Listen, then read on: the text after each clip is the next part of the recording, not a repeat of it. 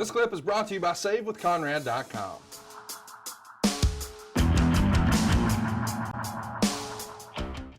Brian Drake wants to know, what would it take to make finishers matter again? It used to be a spine buster and that was game over, not 15 kickouts and 15 more spine busters.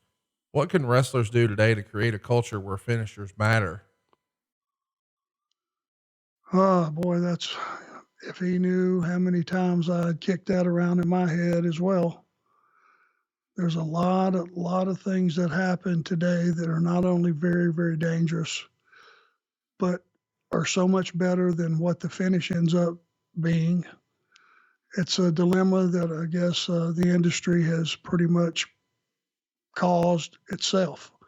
The more things you do in a match that are really high level, big issue bumps that look like they kill you, well, they just probably should. Because I'm afraid this group of talent in this era are really beating their bodies up, and I'm really afraid on a daily basis pretty much that somebody's going to get really crippled or injured. But it is the evolution of the business. I don't know if we can ever pull it all the way back to where it was. So what we have to do is just make sure we do everything we can do to prepare the talent for whatever they're engaging in, and let them know, okay, there's some serious danger involved in this, but ultimately it's your call. And that's the nature of the business these days. John Myko 78 wants to know, why don't you think we see Broadway matches anymore? Is there not enough endurance by the wrestlers? Is there not enough TV time? Are fans not patient enough? I mean, clearly it's not endurance. I mean, I think these are the best athletes maybe wrestling's ever seen. Is it just, we live in a Twitter society and everybody has a really short attention span and we're all sort of bouncing around now? Yeah, I think that's a big part of it. Some people will tell you 6 minutes is just right and too long even. I don't agree with that.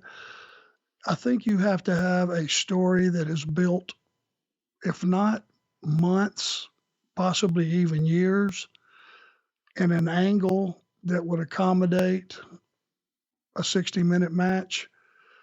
It also takes wrestlers that have a working knowledge of holds, how to work a body part, how to actually go out and wrestle, because you cannot bump each other for 60 minutes.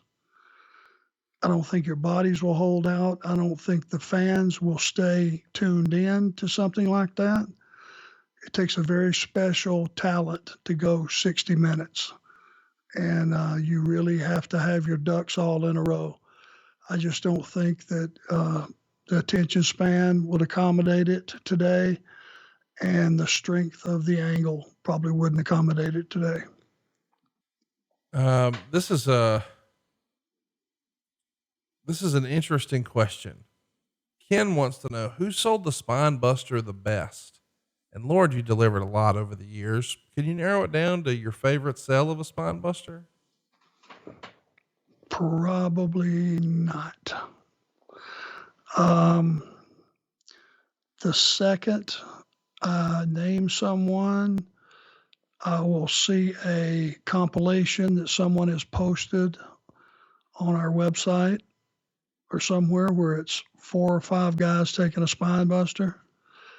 And it was just, I want to say a couple of weeks back, there was a kid that was just there to do TV, was there to get me over, that took a Spinebuster, and man, did he sell it as good as anybody I've ever seen.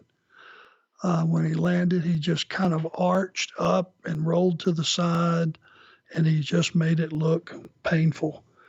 So there are a lot of guys that have been kind enough to get that thing over for me over the years. He was one of them. I can't remember his name or if his name was even listed, but he did a great job. No one stands out over the other. Everyone was very generous and making that thing look good. Most everybody. Antonio, let's do another question here. And this is one that, is way deep in the woods that me and you've never really broken down. Matt wants to know, is there a particular hold that you'd like to see brought back? And is there a certain wrestler who is right for that particular hold? You think of an old school hold that maybe nobody's using prominently these days? About sleeper. Hmm. And I'll tell you why. A sleeper is just a souped up rear naked choke, Yep. which is a legitimate finish to an MMA match. If you can sink it in, that's a tap out or a choke out. And for years, because it is a legitimate, the sleeper, if you put the squeeze on it, it will put a guy out. It is a legitimate, it's the same hold as a rear naked choke, except you just start on your feet and work your way down until the guy is out and unconscious. That used to be a great finish. It was a credible finish. You could build drama as to a guy working his way in position to get that on you. There were defenses to it. There were counters to it. It just made for some drama within the match. And anybody that didn't believe that it was a real hold, just have it applied to you one time, and then when you're revived, ask somebody why you pooped in your pants. Hey, it's Conrad Thompson. Thanks for checking out the podcast here on YouTube. Be sure to hit the subscribe button and the notifications bell so you get a notice anytime we upload some new content. And go save yourself some money right now. If you're in a 30-year loan or you have credit card debt, it's not a matter of if I can save you money. It's a matter of how much. Find out right now for free at savewithconrad.com.